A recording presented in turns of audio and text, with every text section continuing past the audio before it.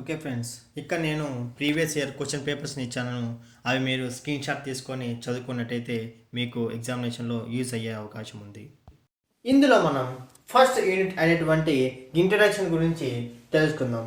ఈ ఇంట్రడక్షన్లో మనము టోటల్గా నేర్చుకోవాల్సింది 7 టాపిక్స్. ఈ 7 టాపిక్స్ నేర్చుకున్నట్టయితే ఆడిటింగ్లో ఫస్ట్ యూనిట్లో ఏ క్వశ్చన్ ఇచ్చినా మనం రాయగలుగుతాం. First, book keeping. అసలు బుక్ కీపింగ్ అంటే ఏంటి? Book keeping is the art of recording day to day transaction systematically in the books of accounts. మీరు బుక్ తీసుకున్నట్టయితే నేను చెప్పే పాయింట్స్ నోట్ చేసుకున్నట్టయితే మీకు ఈజీగా అర్థమవుతుంది.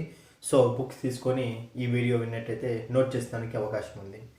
ఓకే, అసలు బుక్ కీపింగ్ అంటే డే టు డే జరిగే ట్రాన్సాక్షన్ని రికార్డింగ్ చేసేదాన్ని మనం బుక్ కీపింగ్ అంటాం. ఇక్కడ మనకు ఒక కొటేషన్ ఉంది, accountancy begins where book keeping ends, auditing begins where accounts ends. అంటే అకౌంటెన్సీ ఎప్పుడు బిగిన్ అవుతుందంటే బుక్ కీపింగ్ అంటే మనం day to day transactions enter చేసిన తర్వాత అకౌంటెన్సీ స్టార్ట్ అవుతుంది. ఆడిటింగ్ ఎప్పుడు స్టార్ట్ అవుతుందంటే అకౌంటెన్సీ అంటే మనము సిస్టమేటిక్ అంతా చేసిన తర్వాత అకౌంట్స్ చేసిన తర్వాత ఆడిటింగ్ అనేది స్టార్ట్ అవుతుంది. నెక్స్ట్ మనకు అకౌంటింగ్ అంటే ఏంటో చూద్దాం. అకౌంటింగ్ అంటే మనము బుక్ కీపింగ్లో day to day transaction record చేసిన తర్వాత వాటికి ప్రాఫిట్ అండ్ లాస్ కంటే మనకు ప్రాఫిట్ వచ్చిందా, లాస్ వచ్చిందా, ఏ స్టేజ్లో ఉన్నాము, అంటే ప్రాఫిట్స్లో రన్ అవుతుందా కంపెనీ అనే విషయాన్ని మొత్తం తెలుసుకునే దానికి మనం అకౌంటింగ్ ప్రాసెస్ చేస్తాము. దాన్ని మనం అకౌంటింగ్ ప్రాసెస్ అని అంటాము. Next auditing. ఆడిటింగ్ అంటే మనం ఏదైతే అకౌంటెన్సీ అంటే company related profit and loss account, journal entries, ledger posting and balance sheet వేస్తామో అవన్నీ కరెక్ట్గా ఉన్నాయా అని చెక్ చేసేదాన్ని మనం ఆడిటింగ్ అని అంటాము. ఫస్ట్ బుక్ కీపింగ్లో day to day transaction record చేస్తాము అండ్ వాటిని ఆ ట్రాన్సాక్షన్ బేస్ చేసుకొని అకౌంటెన్సీ ప్రిపేర్ చేస్తాము, అకౌంటింగ్ చేస్తాము. ఆ అకౌంటింగ్ కరెక్ట్గా ఉన్నాయా లేవా అనే దాన్ని చెక్ చేసేదాన్ని మనం ఆడిటింగ్ అని పిలుస్తాము.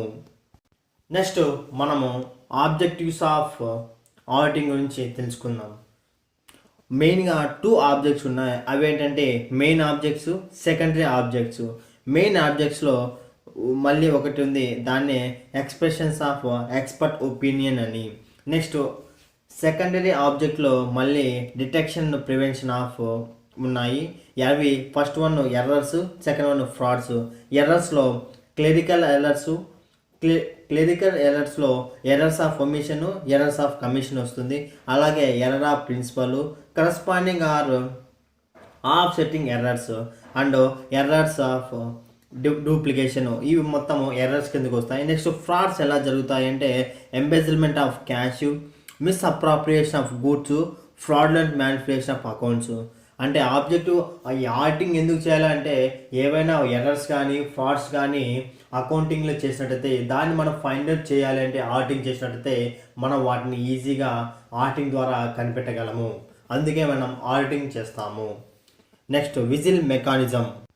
అంటే every listed company and the companies belonging to the following class or classes as prescribed under Rule 7 of Companies. Rules 2014 shall establish a whistle mechanism for their directors and employees to report their genuine concerns and grievances.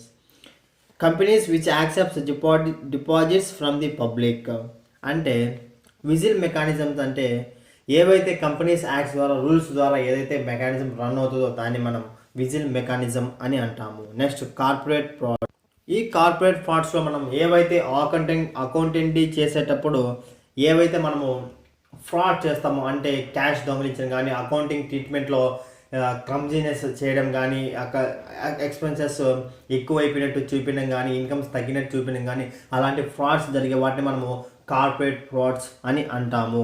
Next window dressing. Window dressing అంటే లోపల company loss నడుస్తుంది but పైకి మాత్రము like profits ఎక్కువ వచ్చాయని లోపల loss ఉంటుంది but చూపించడం మాత్రము ఎక్కువ ప్రాఫిట్లో ఉన్నట్టు చూపిస్తుంది. లైక్ సత్యం కంప్యూటర్స్ లాగా. ఇప్పుడు లోపల ఎక్స్పెన్సెస్ ఎక్కువ ఉంటాయి, డెబెంచర్స్ ఎక్కువ మంది ఉంటారు, డెట్స్ ఎక్కువ ఉంటాయి. బట్ కంపెనీ వచ్చేసి మేము ప్రాఫిట్స్లోనే ఉన్నాము అని ఒక విండో డ్రెస్సింగ్, అంటే ఒక లోన్ లొటారం పైన పటారంలోగా అలా కంపెనీ విండో డ్రెస్సింగ్ చేస్తుంది. దాన్ని మనం విండో డ్రెస్సింగ్ అని అంటాము. ఇక్కడ నేను యూనిట్ మొత్తం overall discussion just brief discussion ఇస్తున్నాను. బట్ మీ దగ్గర కేఎస్ఆర్ మెటీరియల్ అయితే ఈ క్వశ్చన్స్ని మీరు నేర్చుకున్నట్టయితే కన్ఫామ్గా ఈజీగా ఆర్టింగ్ ఎగ్జామ్ రాయొచ్చు. నెక్స్ట్ యూనిట్ 2 చూద్దాం. సెకండ్ యూనిట్ నేమ్ వచ్చేసి టైప్స్ ఆఫ్ ఆడిట్. మనకు క్వశ్చన్ ఇందులో ఉన్న క్వశ్చన్స్ అన్ని ఈ ఒక్క పాయింట్ టైప్స్ ఆఫ్ ఆడిట్లో ఉంటుంది. ఇక్కడ టేబుల్ చూసినట్టయితే classification of audit first based on ownership, based on time, based on objectives. Based on ఓనర్షిప్లో sole proprietorship, partnership firms, companies, trust, cooperative societies, government departments. Based on time కిందకి వచ్చేసరికి interim, final, continuous, balance sheet వస్తుంది. Based on objectives అంటే independent, internal, cost, tax, government, సెక్రటరీలు. ఇవన్నీ overall classification of audits. అంటే audits 3 విధాలుగా ఉంటుంది. ఒకటి బేస్డ్ ఆన్ ఓనర్షిప్ ప్రకారము, based on time, based on objectives ప్రకారము టైప్ ఆడిట్స్ చేస్తారు. నెక్స్ట్ ఈ ఒక్క టేబుల్ మైండ్లో పెట్టుకుని ఎగ్జామినేషన్లో ఈ యూనిట్ నుంచి టైప్స్ ఆఫ్ వాటి నుంచి క్వశ్చన్ అడుగుతానే ఈ టేబుల్ మొత్తం వేసినట్టే మనకు ఫుల్ మార్క్స్ పడే అవకాశం ఉంది. కాబట్టి ఈ టేబుల్ని మొత్తం ఫోకస్ చేయండి. థియరీ అంటారా, మనం ఫస్ట్ ఇయర్ ఫస్ట్ సెమ్లో వీటన్ని గురించి చదువుకున్నాం, ఈజీగా మనము రాసేయగలము. నెక్స్ట్ మనం థర్డ్ యూనిట్కి వెళ్దాం. Okay friends, third unit name వచ్చేసి ప్లానింగ్ ఆఫ్ ఆడిట్. అంటే ఆడిట్ని ఎలా ప్లానింగ్ చేసి ఆడిటింగ్ని కంప్లీట్ చేయాలనే విషయం ఈ యూనిట్లో మనం మాట్లాడుకుంటాం. First steps to be take.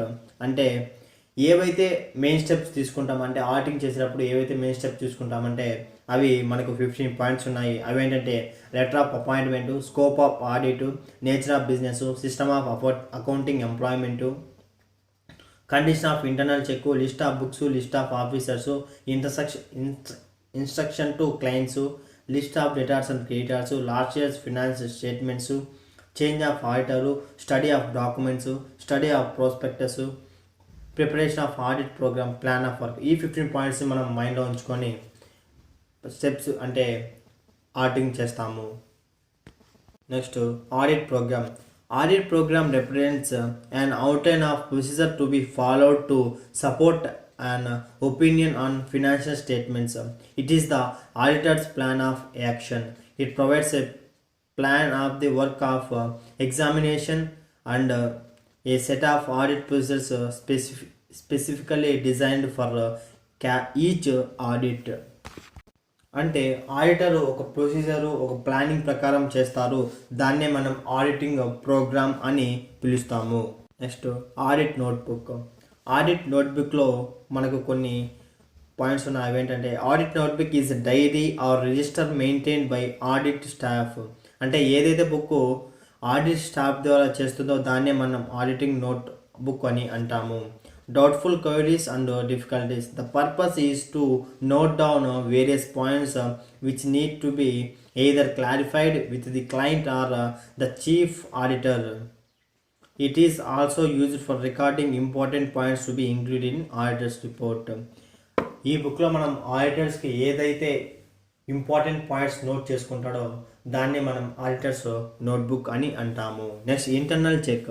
Internal check అంటే కంపెనీలోనే ఉన్న ఆడిటర్, అంటే కంపెనీకి సంబంధించిన ఆడిటర్ ఆ అకౌంటెన్సీని ఇంటర్నల్ చెక్ చేస్తారు. అంటే చెక్ చేస్తారు. వాళ్ళ కంపెనీలో వ్యక్తి వాళ్ళ కంపెనీ డీటెయిల్స్ని, వాళ్ళ కంపెనీ అకౌంట్స్ని చెక్ చేసినట్టయితే దాన్ని ఇంటర్నల్ చెక్ అంటారు. ఇంటర్నల్ ఆడిట్ అంటే తన కంపెనీలోనే ఒక ఆడిటరు వాళ్ళ కంపెనీ వాళ్ళు చేసిన అకౌంట్స్ని కరెక్ట్గా ఉన్నాయా లేదా అని చెక్ చేసి దాన్ని ఇంటర్నల్ ఆడిట్ అని అంటారు. ఇంటర్నల్ కంట్రోల్ అంటే తన కంపెనీలోని అకౌంట్స్ని ఎవరు కంట్రోల్ చేస్తున్నారు అంటే తన కంపెనీలో ఎంప్లాయీస్, తను అపాయింట్ చేసుకున్న సిఏస్, చార్టెడ్ అకౌంటెంట్స్ కానీ అండ్ ఆడిటర్స్ కానీ ఇంటర్నల్ కంట్రోల్ చేస్తారు. దాన్నే మనం ఇంటర్నల్ కంట్రోల్ అని అంటాము. నెక్స్ట్ మనం ఫోర్త్ యూనిట్లో నేర్చుకుందాం. ఫోర్త్ యూనిట్ నేమ్ వచ్చేసి vouching. Vouching is an important part of auditor's duty. He may be held negligent if he had been vouching carelessly.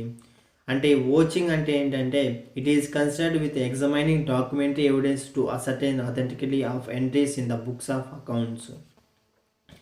అంటే బుక్లో ఎంటర్ చేసిన ఎంట్రీస్ కరెక్ట్గా ఉన్నాయా లేదని ఒక documentary examine. It is like a documentary. It is a technique used by an auditor to judge the truth of entries appearing in the books of accounts. అంటే auditors ఈ వాచింగ్ని base చేసుకొని entries అనేటివి ట్రూత్ఫుల్గా ట్రస్ట్ఫుల్గా కరెక్ట్గా ఉన్నాయా లేదా అని ఫైండ్ అవుట్ చేయగలరు ఈ వాచింగ్ ద్వారా. నెక్స్ట్ మనం ఇన్వెస్టిగేషన్ గురించి చూద్దాం.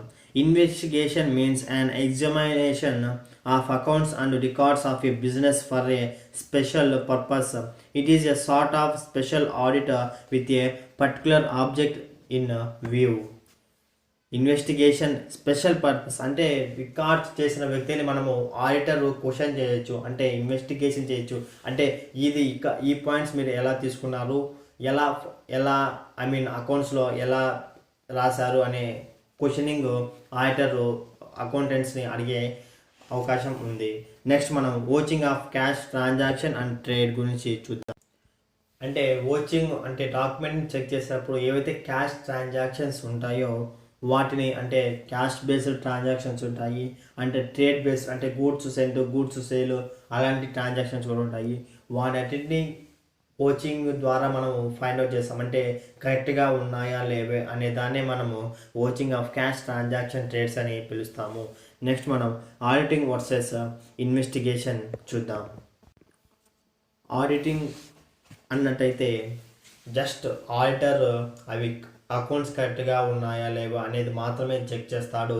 నెక్స్ట్ ఇన్వెస్టిగేషన్ అని అంటే క్వశ్చనింగ్ చేయొచ్చు అనమాట. అంటే ఆడిటర్ తప్పుని ఫైండ్ అవుట్ చేసినప్పుడు ఆ తప్పు ఎవరు చేశారు, ఏ అకౌంటెంట్ చేశారు, ఏ పాయింట్ ఆఫ్ వ్యూలో ఏ డేట్న చేశారు అనే విషయాన్ని ఫైండ్ అవుట్ చేసే దాన్ని మనం ఇన్వెస్టిగేషన్ అని అంటాము. మ్యాక్సిమం 10 మార్క్స్ క్వశ్చన్కి ఆడిటింగ్ వైపు 10 పాయింట్స్, ఇన్వెస్టిగేషన్ వైపు 10 పాయింట్స్ రాసినట్టయితే ఈజీగా మనం మార్క్స్ గెయిన్ చేయొచ్చు. నెక్స్ట్ 5th యూనిట్ చూద్దాం. 5th యూనిట్ నేమ్ వచ్చేసి company audit and auditors report. First మనం ఆడిట్ రిపోర్ట్ గురించి చూద్దాం. An auditor's report is the medium through which an auditor expresses his opinion on the financial statements. It is nothing but a statement of facts. The facts are those which have not only been collected but also considered as at the same time.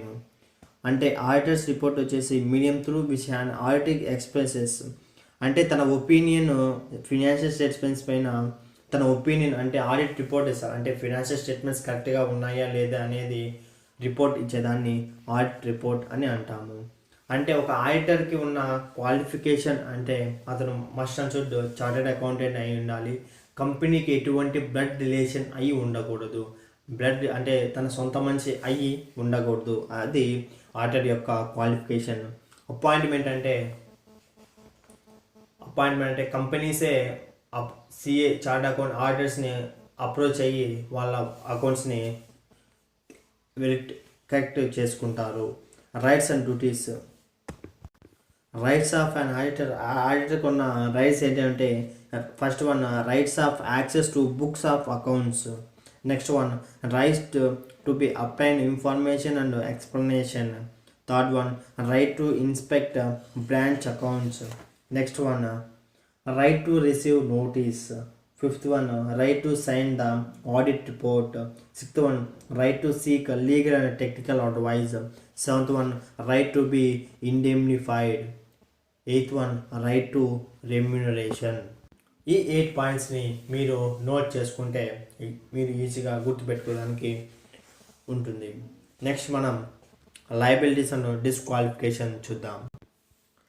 అంటే ఈ liabilities అంటే the liability of company auditor can be grouped into the following categories. అవి వచ్చేసి civil liability for negligence, the liability of an auditor arises అంటే civil liability, అలాగే liability of misfeasance, next criminal liabilities. ఇవి వచ్చేసి liabilities అనమాట. Next disqualification అంటే ఒక auditor కుమ్మక్కి అంటే కంపెనీతో కుమ్మక్కయ్యి ఫ్రాడ్స్ని అంటే కరెక్ట్ చేసినట్లయితే అతను కూడా డిస్క్వాలిఫై అయ్యేదానికి అవకాశం ఉంది. ఇంకొకటి కంపెనీతో ఎటువంటి బ్లడ్ రిలేషన్ ఉన్నట్టయితే అతను కూడా ఆడిటర్గా డిస్క్వాలిఫికేషన్ ఆ కంపెనీకి అవుతాడు. This is overall about the unit 5. ఈ యూనిట్ 5లో ఎక్కువ మనకు అడిగే క్వశ్చన్ వచ్చేసి rights and duties question 10 marks point of వ్యూలో. ఓకే ఫ్రెండ్స్, ఈ వీడియో నచ్చినట్టయితే లైక్ చేయండి, సబ్స్క్రైబ్ చేయండి, పక్కనే ఉన్న బెల్ ఐకాన్ క్లిక్ చేయండి. మా అన్న ఎంతో కష్టపడి చేశారు కదా ఫ్రెండ్స్, ఖచ్చితంగా షేర్ చేయండి. Thank you friends. This is double గానీ సైనింగ్ ఆఫ్.